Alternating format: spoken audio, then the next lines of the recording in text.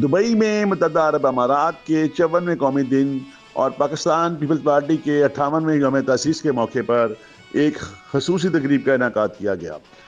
Programme کا باقاعدہ آغاز تلاوت کلام پاک سے رضوان عبداللہ نے کیا۔ تقریب میں پاکستان پیپلز پارٹی گلف کے رہنماؤں نے پاکستان امارات تعلقات، خطے کی سیاسی صورتحال اور پارٹی کے تاریخی سفر پر خطاب کیا۔ تقریب میں جانی پہچانی عرب شخصیت ڈاکٹر ابو عبداللہ کی خصوصی آمد۔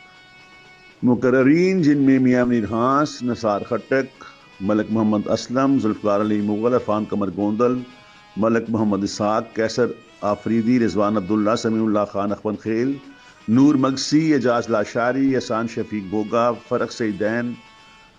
چودھری راشد بریار، سردار کامران الہی، رائس سعید بشیر منج، ملک عمران و دیگر شامل تھے۔ اپنے خیالات کا اظہار کرتے ہوئے کہا کہ دونوں ممالک کے درمیان دوستی، ترقی اور امن کا مضبوط استعارہ ہے۔ کمپیئرنگ کے فرائض additional secretary general Gulf Middle East Malik Aslam نے ادا کیے اور موقع کی مناسبت سے پرجوش اشعار سنا کر شرکائے محفل سے خوب داد وصول کی۔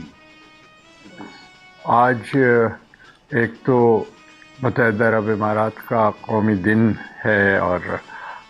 گزشتہ 54 برسوں کی تاریخ میں ہمیں یہ نظر آتا ہے کہ متحدہ عرب امارات نے جس تیزی سے ترقی کی ہے کہ آج یہ ملک دنیا کے ترقی یافتہ ملکوں میں اس کا شمار ہوتا ہے، اور میں سمجھتا ہوں یہ ایک لینڈ آف اپارچونٹی ہے ان لوگوں کے لیے جو یہاں آ کر ملازمت کے سلسلے میں مقیم ہیں۔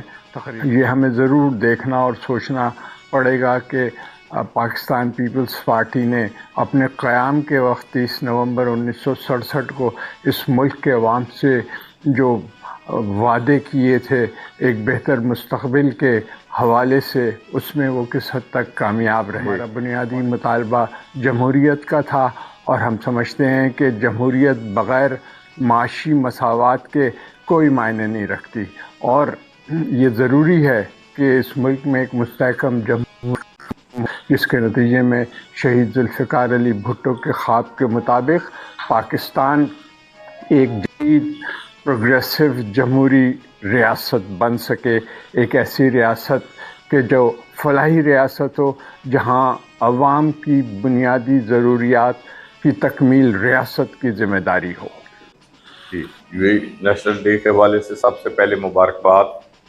امارات اور باقی جو دنیا کے 200 ممالک سے زیادہ جہاں لوگ بستے ہیں ان کو مبارکباد۔ جو یہاں ہمارا رزق ہے اور